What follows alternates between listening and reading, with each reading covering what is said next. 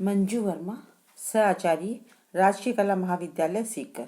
आज के अध्ययन का विषय रहेगा रणथंभौर का दुर्ग। यद्यपि यह दुर्ग ऊंची पहाड़ियों के पठार पर निर्मित किया गया है, लेकिन प्रकृति ने इसे अपनी गोद में इस तरह भर लिया है कि दुर्ग के दर्शन मुख्य द्वार पर पहुंचने पर ही हो सकते हैं।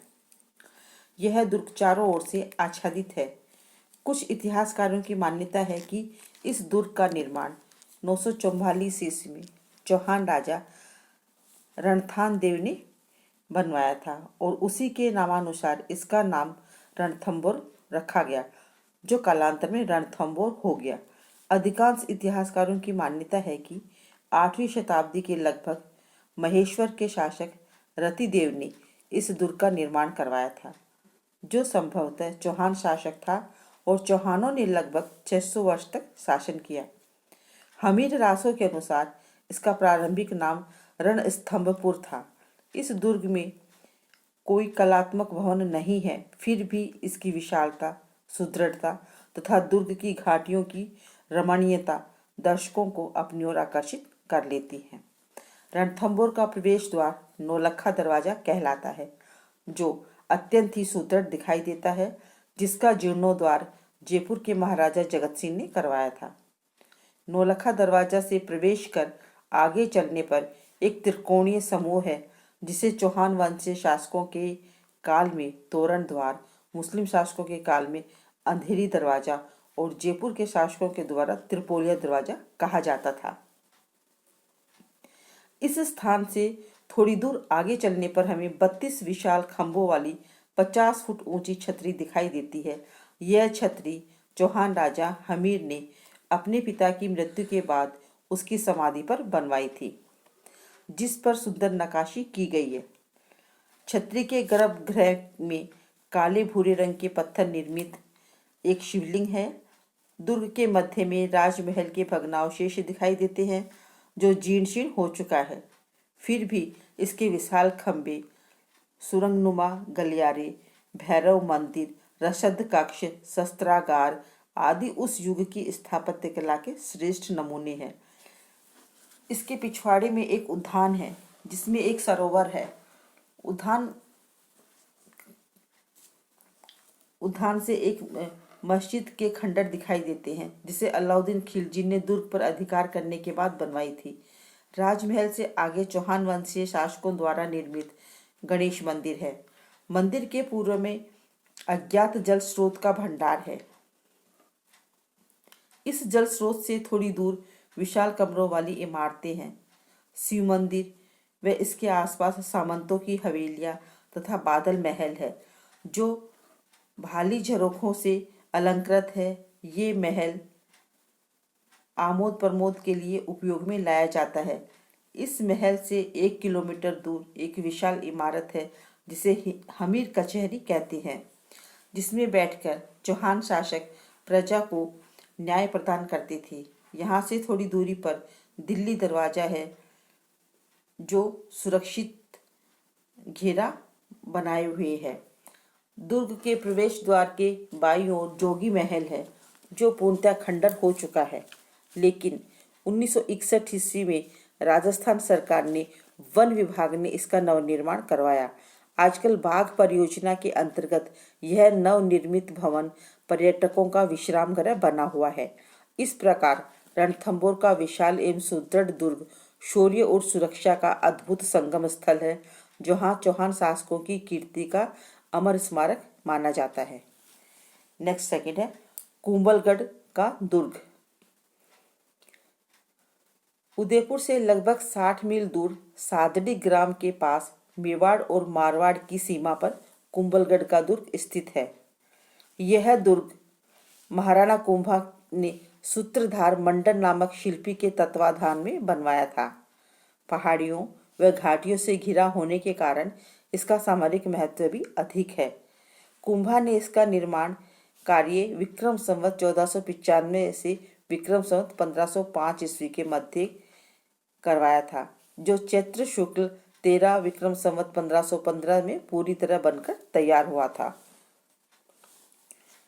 ओरेंट पॉल दुर्ग का प्रथम द्वार है, इससे 1 मील आगे हल्ला बोल है, जो सुरक्षित दुर्ग के लिए एक प्रकार से रुकावट का द्वार है, जिससे आगे बढ़ने पर हनुमान जी का दुर्ग का मुख्य द्वार माना जाता है। इससे आगे बढ़ने पर विजय पोल व राम पोल भी वहीं पर है। दुर्ग का भीतरी भाग शुरू होता है, जिससे भैरव पोल, नींबू पोल, चौमान पोल, पाखड़ पोल और गणेश पोल आता है। इससे आगे चौरस भाग में स्थापत्य कला के कुछ नमूने जीर्ण अवस्था में दिखाई देते हैं। इसके चौरस भाग में नीलकंठ महादेव का मंदिर स्थापत्य कला की दृष्टि से महत्वपूर्ण है, जो नागर शैली का है। इसमें स्थित देव प्रतिमा के 12 हाथ हैं, जिसे विष्णु की प्रतिमा बताते हैं। दुर्ग की सबसे उल्लेखनीय यज्ञवेदी है, जिसके चारों ओर यज्ञ कराने वाले पंडितों तथा दर्शकों के बैठने की भी व्यवस्था की गई है, जिसका सरकार ने अब डाक बंगले के रूप में रूपांतर कर दिया गया है। दुर्ग के निचले भाग में खेत, जलाशय, कुएं बने हुए हैं, जिससे युद्धकालीन स्थिति में दुर्ग में खाद्य सामग्री का अभाव न रहे। इसमें मामदेव का कुंड भी बना हुआ है। कुंड के पास महाराणा कुंभा ने कुंभ स्वामी का विष्णु मंदिर बनवाया था। मंदिर के पास ही कुंवर पृथ्वीराज का छतरी नुमा स्मारक बना हुआ है।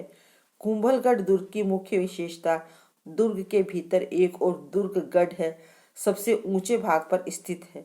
सीधी ऊंचाई के कारण इसे कटारगढ़ कहा जाता है। खाद्य व युद्ध सामग्री को एकत्रित करने के लिए बड़े बड़े गोदाम, अश्वशाला और जीलखाना यानी हाथियों का बाड़ा की राजप्रसाद की सीमा में बसे हुए हैं। कुंभा ने यद्यपि मंदिर, स्तंभ आदि बड़े कलात्मक बनवाए थे, लेकिन स्वयं के रहने के महल बिल्कुल साधारण बनवाए थे। हरविलास शारदा ने इस दुर्ग की कुंभा की सैनिक और रचनात्मक मोह का प्रतीक बताया है, जो सैनिक सुरक्षा व ऐतिहासिक ख्याति की अद्वितीय प्रतिमा है। नेक्स्ट, आमेर के राजप्रसाद। आमेर के राजप्रसाद स्थापत्य की दृष्टि से राजस्थान के सर्वाधिक सुंदर राजप्रसादों में माने जाते हैं। ऊंची पहाड़ी पर बने राजप्रसाद चारों ओर से सुदृढ़ दीवारों से सुरक्षित किए गए हैं तथा दुर्ग के दोनों ओर पहाड़ियों की कतार आ जाने से यह और भी अधिक सुरक्षित हो गया है। इसके पूर्वी भाग में बने जलाशय के पास दलाराम बाग है, जिसमें बने फव्वारे, छतरियां व बंगले इसकी शोभा बढ़ाते हैं। इसकी सजावट मुगल शैली की है, किंतु भवनों के मेहराब और छज्जे मुगल शैली के हैं। दुर्ग पर बना हुआ संपूर्ण ऊंचा हिंदू शैली का मंदिर है। मुख्य द्वार के आगे वाले चौक को जलेबी चौक कहते हैं। इसमें हाथी, छोड़े, घोड़े, फौज आदि का निरीक्षण किया जाता था। इसी शैली के चौक उदयपुर के जोधपुर, बीकानेर व सिरोही के राजप्रसादों में देखे जा सकते हैं। इसका मुख्य द्वार सिंहपोल है, जो सत्य और कलात्मकता का है, जिसके स्थापत्य में हिंदू शैली दिखाई देती है, लेकिन बाहर की चित्रकला उत्तर मुगल कालीन प्रतीत होती है।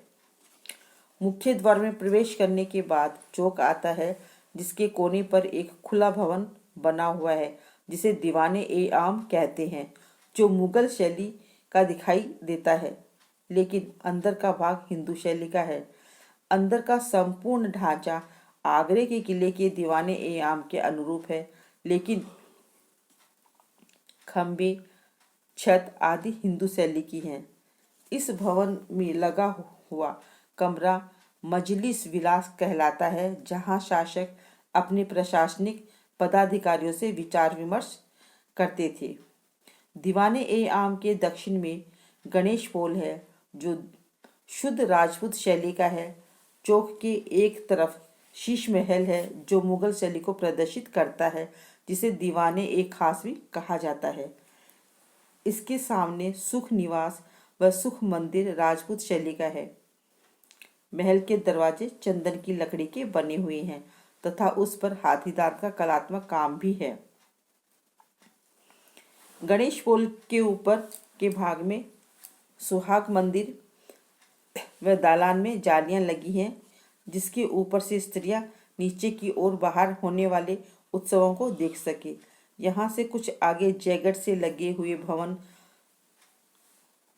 हैं, छोटे छोटे और दोहरे और खुले दीवारें तथा कमरे के साथ साथ जुड़े हैं तथा इन भवनों की छतें भी नीची हैं। दरवाजों पर राजपूत शैली के चित्र बने हुए हैं। कुछ छोटी छोटी कोठरियां हैं बनी हुई हैं जो संभवतः राज परिवार के पुरुष सदस्यों के बैठने व मिलने आदि के लिए काम में आती थी।